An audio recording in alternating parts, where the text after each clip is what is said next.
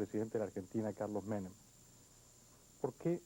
Les voy a decir por qué. Yo creo que ha sido un magnífico presidente. Creo que la Argentina le debe mucho. Yo lo admiro como hombre y como político. Y creo además que es una personalidad fascinante que siempre ha sabido capturar la curiosidad, el interés y la imaginación de los latinoamericanos. Señor presidente, bienvenido. Gracias, es un honor Jaime. para mí recibirlo aquí en el programa. El honor es mío. Y yo quisiera corregirle un poquito la plana, si me lo permite. Creo que el que le debe mucho a Argentina soy yo.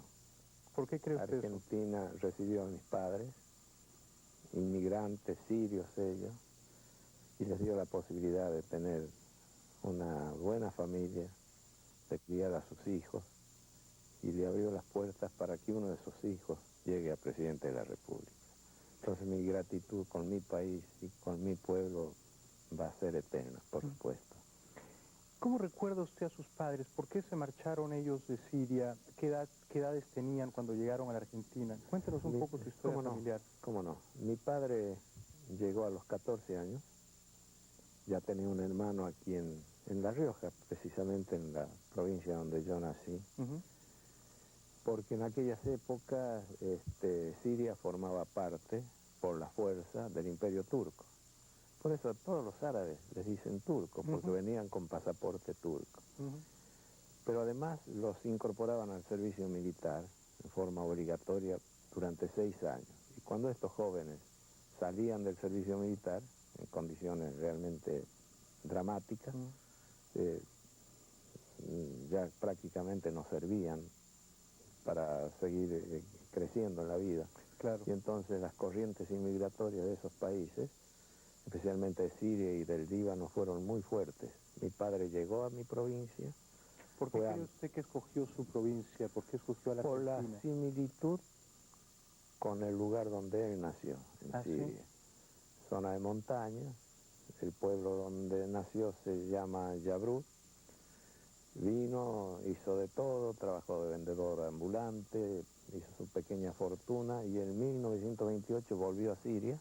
¿No le costó trabajo, perdóneme, presidente, adaptarse a la vida argentina, al nuevo idioma, a las nuevas costumbres? No, en lo más mínimo. ¿Volvió a Siria, nos contaba?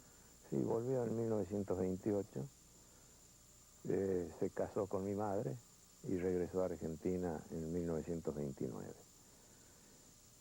Volvieron a Siria cuando yo los llevé, después ya siendo abogado y trabajando intensamente, en 1964. ¿Tanto tiempo después? Tanto tiempo después. La recepción que recibimos en aquella oportunidad volvía un matrimonio querido en su pueblo natal, fue impresionante. Y después yo volví como presidente. Primero como gobernador y después como presidente de Argentina, al pueblo de mis padres. Y fue recibido como un héroe, me imagino. Inolvidable, inolvidable. Si usted tuviera que describir a su padre, ¿cómo lo haría? Es decir, ¿cuáles eran las calidades más saltantes, más notorias de su padre? Un hombre de trabajo, muy rígido en sus costumbres, respetando mucho las tradiciones de sus padres, de su tierra, de su gente. Pero fundamentalmente un hombre que se preocupó por la crianza de sus hijos. ¿Qué fue lo más valioso que fíjese que llegar a un país como Argentina, abierto totalmente,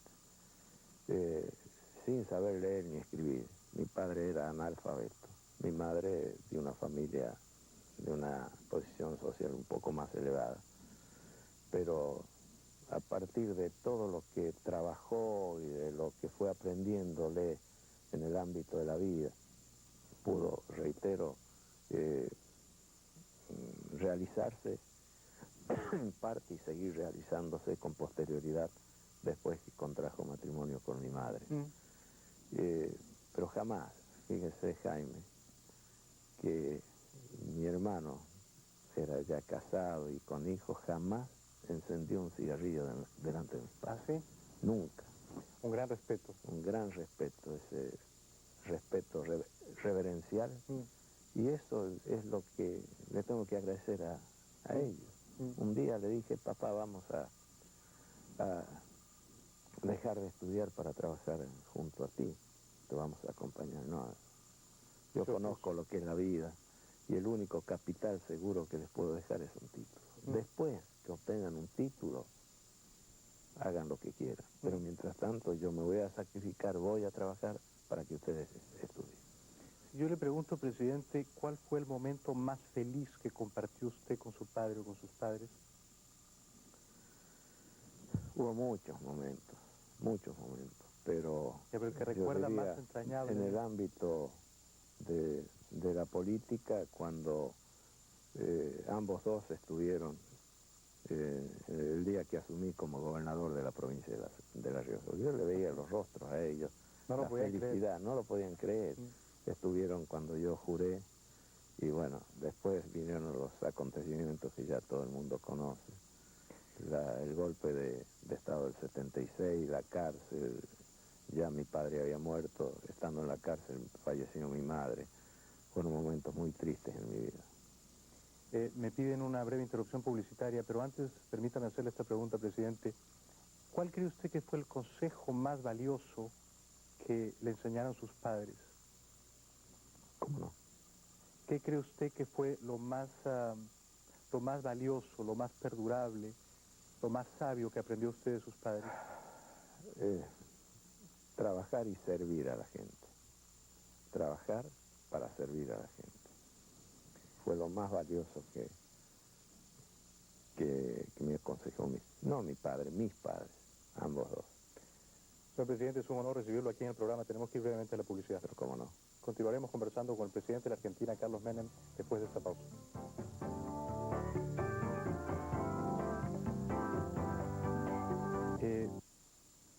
¿Qué es lo que ha aprendido usted del ejercicio del poder? Y a ejercer el poder.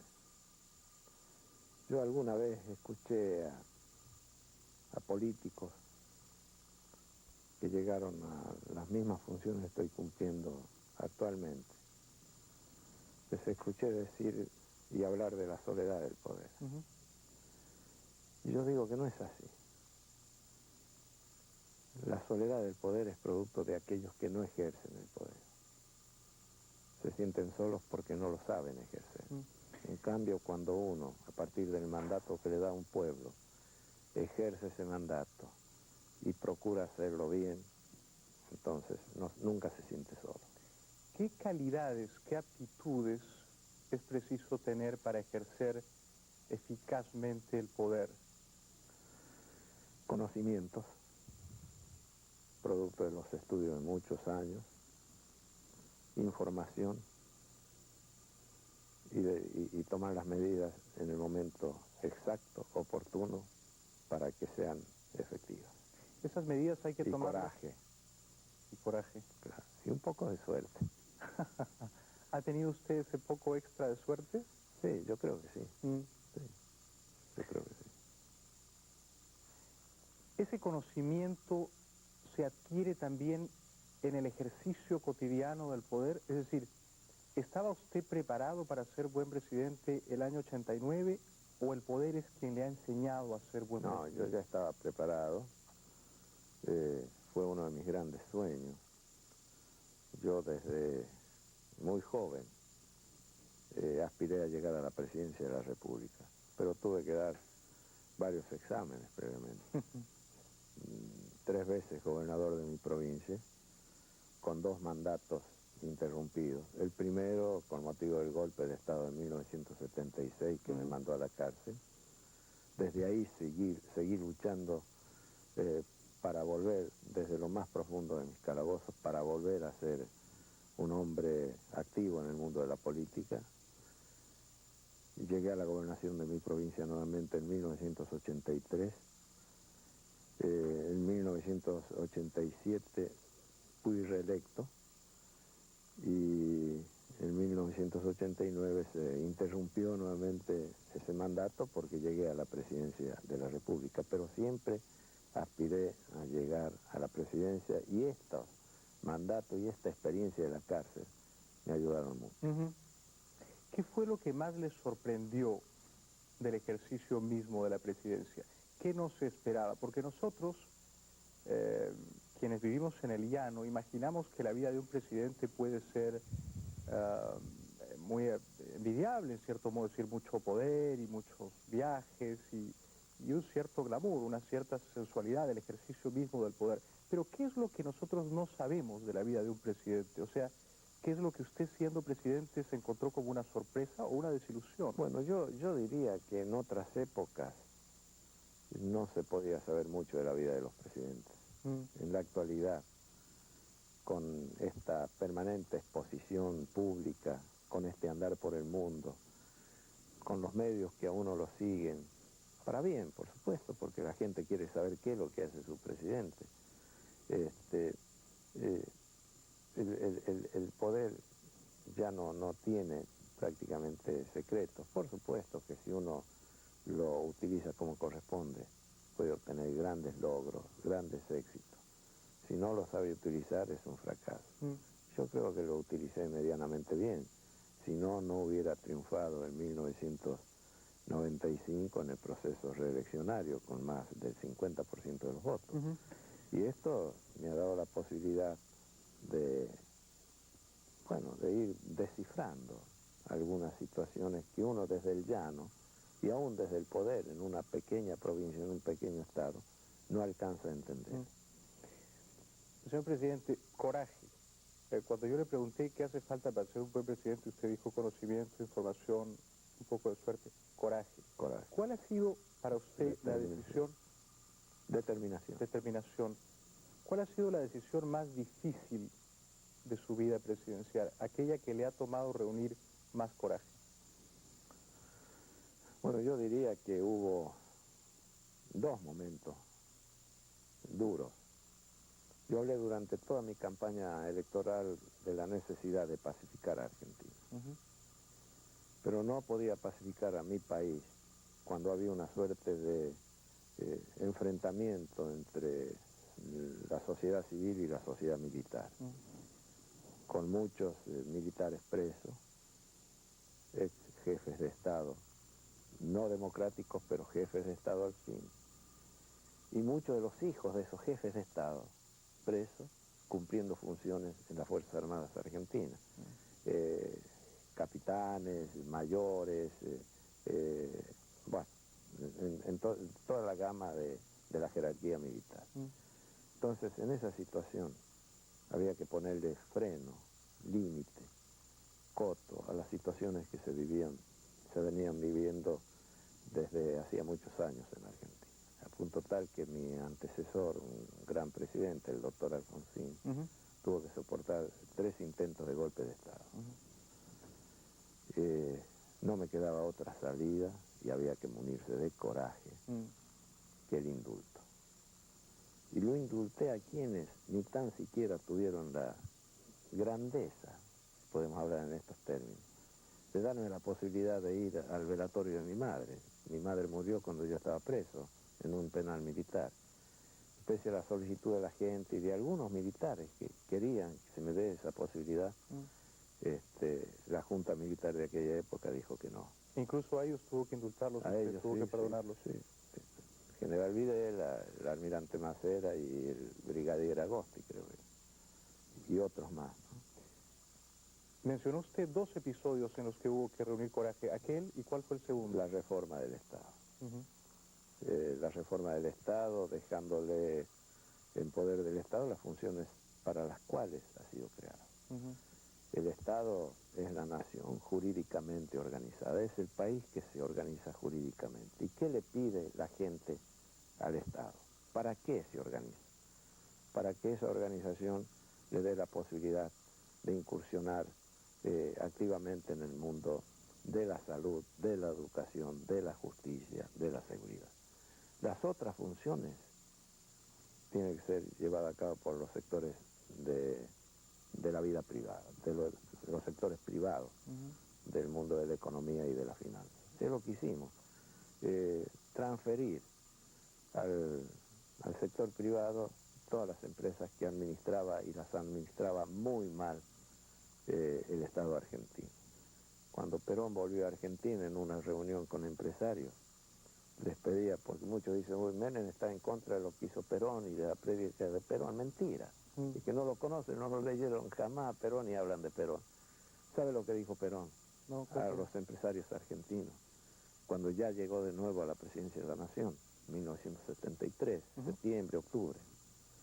Le dijo, por favor, háganse cargo de las empresas del Estado, que no sirven para nada, ni por los servicios que prestan, que son malos, y por las finanzas, que son totalmente deficitarias.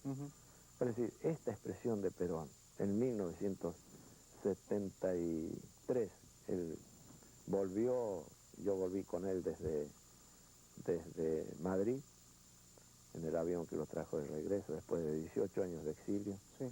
Estas expresiones de Perón y las conversaciones que yo mantuve con él en muchas oportunidades, desde 1964 que lo visité en Puerta de Hierro, me llevaron al convencimiento de que era fundamental reformar el Estado, transformar el Estado, terminar con esta corrupción generalizada, porque la corrupción estructural era impresionante, para devolverle a Argentina la posibilidad de empezar a crecer. Y crecimos, ¿eh? Es uno de los países que más creció en la tierra durante mi gestión. Me exigen, me combinan ir a la publicidad. Está usted muy orgulloso de su gestión, señor presidente. Pero por supuesto, creo, y lo digo con humildad, que soy uno de los presidentes más exitosos de todos los tiempos en Argentina. Señor presidente, le repito que es para mí un gran honor recibirlo aquí en el programa. Tenemos que ir brevemente a la publicidad. Luego seguiremos conversando con el presidente de la Argentina, el doctor Carlos Menem.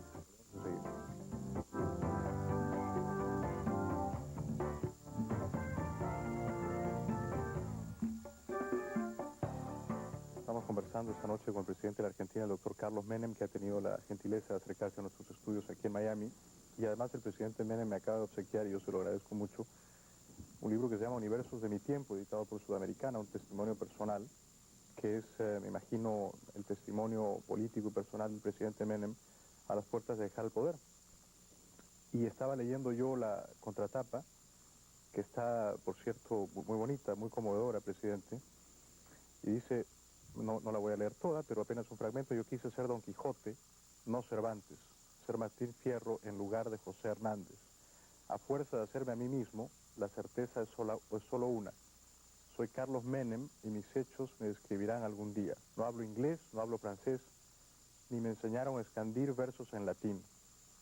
Y continúa, pero a mí me gustó mucho esta parte que dice, sé qué cosa es llorar por un amor deshecho o una amistad vendida. ¿Qué cosa es llorar por un amor deshecho, señor presidente? Y bueno, uno vive permanentemente en un mundo de sueños y de ilusiones. Y cuando por ahí alguien sueña con algo que ama y que quiere, y empieza una relación y se deshace esa relación, produce evidentemente un tenue llanto. Muchas veces no hacen falta las lágrimas, llora el alma, que es lo peor que puede ocurrir, pues no tiene descarga. Llora el alma y queda ese llanto adentro. Y bueno, ¿a quién no le ocurrió esto? Y ese amor deshecho que provocó ese tenue llanto, ¿es un amor que algún día se podrá reconstruir? ¿Es un amor que está ya perdido? ¿No queda una pálida esperanza de rehacerlo, de reinventarlo? Y no se tiene esperanza en la vida, más vale no vivir la vida, ¿no? Bueno, el amor deshecho es mi ex mujer, es la madre de mis hijos. Permítame Uno de ellos ya no está. ¿Qué siente usted por ella, por su ex mujer? Permítame preguntarle, señor presidente. Mucho amor y el agradecimiento de haberme hecho feliz. Una felicidad que quizás yo no le haya podido dar, porque este mundo de la política es un mundo muy, muy difícil. Pero bueno, ella me dio los hijos y me permitió ser feliz con ellos. Ahora me queda Zulenita, que vivo por ella, es la luz de mis ojos. Una maravilla. Es la luz de mis ojos. Revela una nobleza, una grandeza personal muy grande de su parte, que se expresa en esos términos tan afectuosos de su exmujer. Yo lo admiro mucho por eso, pero ¿no quisiera usted hacer un esfuerzo por reconciliarse con ella? Bueno, hubo muchos intentos, no tan solo a nivel personal, sino también a nivel de amigos comunes. Pero bueno, no se dio esa posibilidad. Veremos qué es lo que pasa en el futuro. Usted dijo que no supo hacer feliz a su exmujer. ¿Se atribuye usted toda la responsabilidad de que ese amor no haya perdurado y se haya interrumpido, acaso solo temporalmente? Yo no diría que tan solo la responsabilidad es mía, tengo gran parte de responsabilidad, pero son dos términos en la relación matrimonial, dos personas, dos seres humanos, y entonces evidentemente debemos compartir esa responsabilidad, pero yo me hago cargo de la mía, que ha sido grande. ¿No se ha vuelto a enamorar después del divorcio, señor presidente? No, honestamente no. ¿Solo se ha enamorado usted una vez en su vida? Antes de mi casamiento varias veces. Desde niño, desde la época de estudiante. Pero el gran amor de mi vida fue y sigue siendo mi ex esposa. ¿Se siente usted un poco solo? ¿Se ha sentido usted un poco solo después del divorcio? Solo a nivel de la vida matrimonial, pero siempre acompañado por mis hijos y ahora por Zulemita. Así que no puedo decir que me sienta solo. ¿Qué siente usted por su hija? Todo. Un amor sin límites y una admiración excepcional por ella, por su forma de ser, por su dulzura, por este acompañamiento permanente. Ella sabe del dolor de los padres y tiene que repartir su amor entre los dos, cosa de todos los días. Usted nos dijo antes que lo más valioso que le enseñaron sus padres fue trabajar y luchar y servir. ¿Qué le trata de enseñar usted a Zulemita? Uno nunca sabe, presidente, cuándo se va a marchar, cuándo este viaje se va a interrumpir. ¿Qué consejos si uno le daría a usted? Bueno, todo lo que mis padres me enseñaron yo procuré transferirle a mis hijos. Zulema también. Zulema era muy rígida en el trato con los chicos y me parecía muy bien. Pero además y principalmente Zulemita le enseñé muchas cosas de la vida que me tocaron vivir, protagonizar, y ella en muchas oportunidades aprendió en vivo y en directo de muchas de las cosas que yo hice. Ahora es una empresaria, está ya con un título prácticamente en las manos en materia de relaciones exteriores. Lo felicito. Y tiene una empresa concesionaria de una marca de automotores que le va bien, le va muy bien. Qué bueno. Frente de la cancha de River. ella es simpatizante de Boca. Bueno, ¿sí? Pero, sí. Me pide publicidad. ¿Usted cree que su hija tiene todavía la secreta, o no tan secreta ilusión de que usted se reconcilie con su exmujer? Es la aspiración de todos los hijos. ¿Ella se lo pide? Matrimonios desavenidos. No me lo pide así en forma directa, pero siempre sueña con ese reencuentro. Permítame una última pregunta, fatigando su paciencia y su gentileza. Si su exmujer le pidiera una reunión en aras de propiciar una posible reconciliación, si ella diera señales de que quisiera volver a acercarse a usted sentimentalmente, ¿usted le abriría las puertas de su corazón? Por supuesto. Tendría que ser un acto conjunto. Claro. Abrir el corazón a partir de los dos. Pero si supo usted perdonar a quienes no le dejaron salir de la cárcel para ir a ver yo a su madre. A mi ex esposa no tengo nada que perdonarle. Yo en todo caso le pediría perdón a ella por todo lo que no hice bien. Presidente, yo lo aprecio y lo admiro mucho. De veras, lo digo con el corazón. Publicidad y seguimos conversando con el presidente de la Argentina, el doctor Carlos Menem.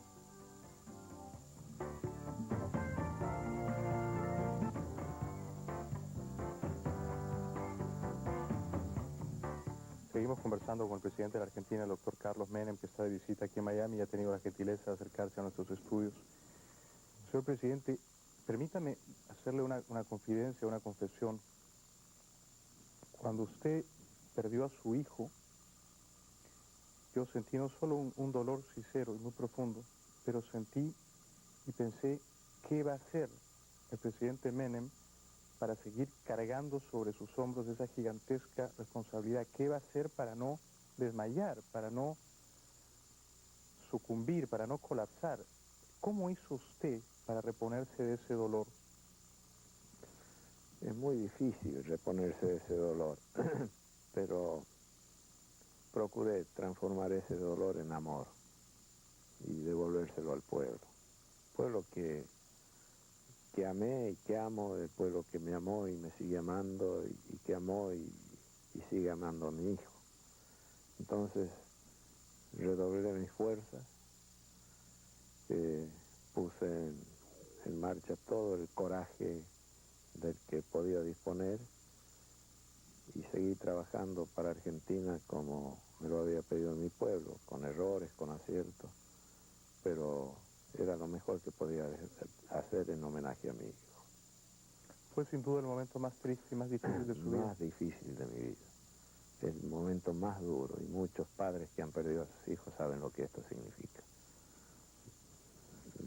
Por naturaleza siempre nos vamos primero los padres, pero cuando se trastocan las cosas y se da esta situación, es una cosa que no se puede decirlo con palabras. Me imagino. Tan solo lo vive el que ha sufrido el impacto. ¿De dónde sacó usted esas fuerzas para continuar? ¿Las buscó en Dios? ¿Las buscó en...? En Dios.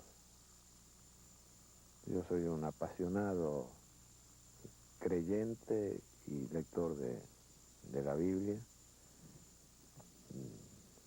Todas las noches leo algo de la Biblia. ¿Ah, sí? Y yo recuerdo que cuando estaba en la cárcel, compartían la cárcel militar, el penal militar, testigos de Jehová. Uh-huh. Y todos los días iban por la celda a leernos la Biblia. Yo ya era un conocedor a fondo del Antiguo y del Nuevo Testamento, pero con ellos hasta llegábamos a discutir algunos aspectos del mandato bíblico. Así que teniendo en cuenta todo esto, todos mis conocimientos en la materia, inclusive soy un lector del Corán, por ejemplo, del libro de los judíos. Son religiones monoteístas, así que todos los caminos... Uno puede rescatar verdades de diferentes religiones. Claro. Bueno, todo esto me ayudó a sobrellevar este tremendo dolor. Aún ahora... Digo a sobrellevar, porque todavía esto... Nunca se va. Nunca se va. Nunca se va. Todavía ahora, presidente, está usted muy cerca de Dios, digamos, practica su fe de una manera muy asidua, sí, muy intensa. Sí. ¿Va usted al templo, a la iglesia a rezar o lo hace a solas? Voy al templo a rezar a la iglesia o lo hago a solas también. Permítame... Todos los días. Yo soy un hombre de rezar todos los días. Antes, la hora ideal para mí es antes de acostar. ¿No se enojó usted con Dios? Permítame la temeridad de esta pregunta. ¿No le dijo, ¿por qué me has hecho esto? ¿Por qué no me llevaste a mí? No. Acepté como un designio de Dios. Y hay un precepto bíblico en el Antiguo Testamento que dice que no se cae un solo pelo de la cabeza si no es por designio de Dios. Y hay que aceptarlo con esa sabia resignación. Hay que aceptarlo con esa sabia resignación. Es duro, muy doloroso, pero si nosotros vamos a estar renegando permanentemente de Dios, es porque no creemos en Dios. Antes de ir a la publicidad, yo no quiero tocar más este tema que será seguramente un desgarro muy fuerte para usted. ¿Cuál fue la felicidad más grande que compartió con Carlitos? Si usted mira para atrás ese viaje que hicieron juntos, ¿cómo se ve en su memoria? ¿Cómo se ve con su hijo? ¿En qué pequeña circunstancia cotidiana, íntima? Y bueno, con Carlitos, todos los años de su existencia los he vivido muy intensamente con él, con los dos, ¿no? Pero claro, con Carlitos compartíamos algunas cosas que no lo podía decir con Zulemita. Claro. Correr en automóvil, por ejemplo, yo lo inicié en las carreras, en los rallies. Una gran Fue pasión exitoso, para él. una gran pasión, triunfó en Europa, ganó varias carreras en España, en Grecia, por donde anduvo fue exitoso, y en Argentina lo mismo. Estos eran los momentos lindos de mi vida con mi hijo, que todavía los recuerdo constantemente. Si hubiera tenido usted la oportunidad de despedirse de él, yo soy padre también, señor presidente, y creo que no podría soportar el dolor devastador de perder a una hija, pero al menos le pediría a Dios la oportunidad de despedirme, de decirle unas últimas palabras. ¿Qué le hubiera dicho usted a su hijo? No tuve esa oportunidad, porque cuando yo llegué ya al lugar del accidente, él había fallecido. Y yo le hubiera dicho que me espere allá en el cielo, que lo iba a acompañar en la vida definitiva, en ese otro mundo en el cual yo creo.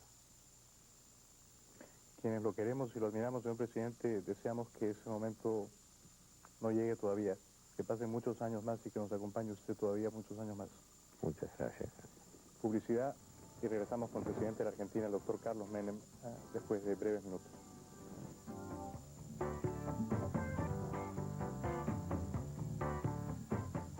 Bienvenidos de vuelta al programa. Seguimos conversando con el presidente de la Argentina, el doctor Carlos Menem. ¿Qué va a hacer usted, señor presidente, en pocos días, en pocas semanas, una vez que concluya su mandato y regrese al llano? ¿Cómo vislumbra, cómo otea el horizonte? ¿Cómo quiere organizar su vida?